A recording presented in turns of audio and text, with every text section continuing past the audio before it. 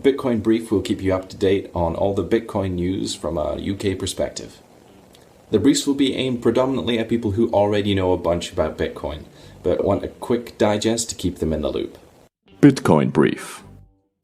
If you don't know anything about Bitcoin, don't worry, this first episode is going to be all about bringing you guys up to speed.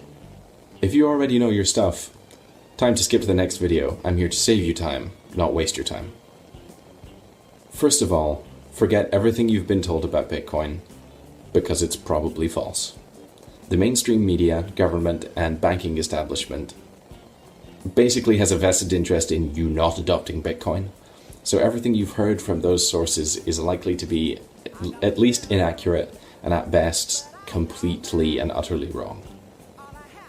Listening to the mainstream media talk about Bitcoin would be equivalent to listening to the Coca-Cola company talk to you about Pepsi. Obviously, Coke in that situation would do everything in their power to make you associate Pepsi with sex work, drugs, terrorism. So why doesn't the establishment like Bitcoin? Bitcoin is a revolutionary invention. It has solved a computer science problem which would allow us to get rid of centrally controlled money. So if Bitcoin were to gain mainstream adoption, we would essentially have a free economy, and the government and the banks would essentially be holding the reins to a dead horse. Which means that the crony capitalists no longer have buddies in high places, and then they have to play fair like everyone else.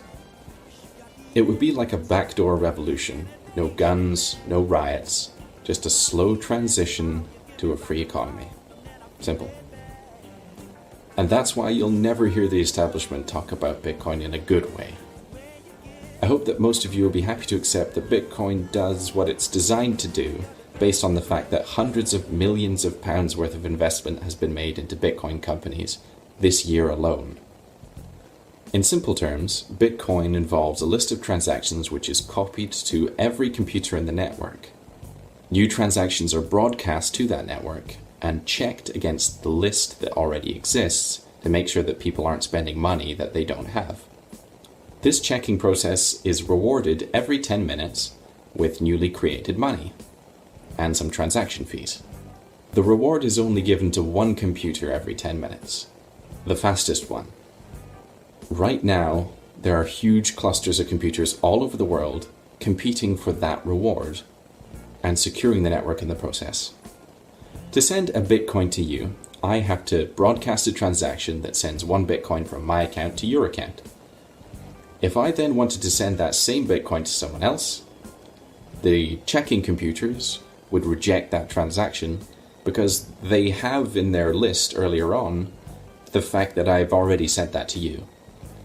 The beauty of this is that it doesn't need a bank to verify. In fact, it doesn't need a third party at all. So long as there are computers somewhere in the world that are running Bitcoin software, it will continue working like this autonomously, as it has since 2009. Now you know roughly how it works, I'll introduce you to the language of Bitcoin.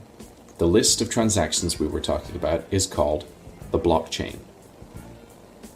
New transactions are broadcast into 10-minute blocks, so the newly created money is called a block reward or coin-based transaction.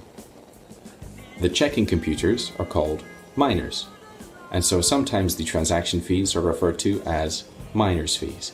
So we know that the blockchain stores transactions. But how does that equate to how much each individual person owns? Essentially, all we need to keep track of there is incoming transactions and outgoing transactions. And then we just sum up everything, and that's the balance. Rather than working this out every single time we want to make a transaction, we use something called a Bitcoin wallet. Bitcoin is sent between addresses, and a Bitcoin wallet is a way to store the addresses that you have ownership of. Wallets can be in the form of a computer program, an app on your phone, a paper wallet, or even a brain wallet, so a passphrase that you just remember.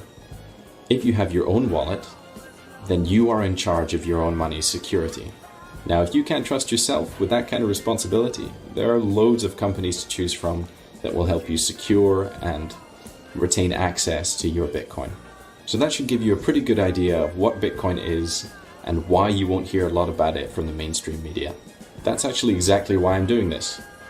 I don't see enough real information out there on Bitcoin in the mainstream media, so I figured I'd gather a bunch of sources and project it out through this channel to you guys. So if you like and subscribe, I will keep you posted on all the Bitcoin news from a UK perspective. Bitcoin Brief.